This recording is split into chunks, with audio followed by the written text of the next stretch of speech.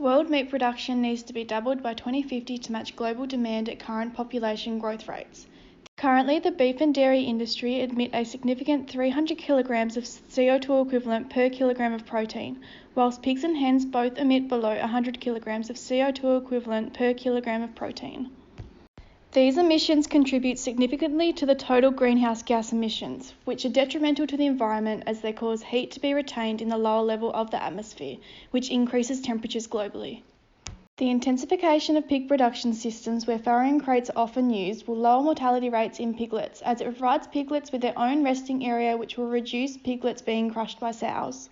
The price for chicken meat has been reducing per kilo since the early 1970s and is now approximately 50% cheaper than pork, 59% cheaper than lamb, and 65% cheaper than beef.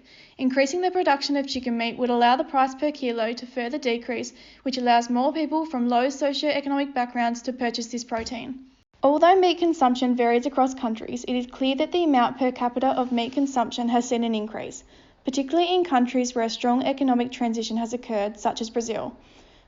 To sustain the increasing rate of meat consumption across the globe, intensification is a clear choice rather than limiting consumer choice to just those of vegetable products. Intensive farming of production animals often comes under scrutiny due to the perceived animal welfare from the public eye.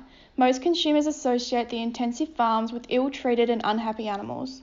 The public are often misinformed of the intensive farming industry and have only seen or heard about these systems through marketing campaigns via activists or advertisers who are trying to profit from selling a premium free-range product, when in fact animals in intensive farms have the right to the 5 freedoms, which are a widely used set of standards for animal welfare.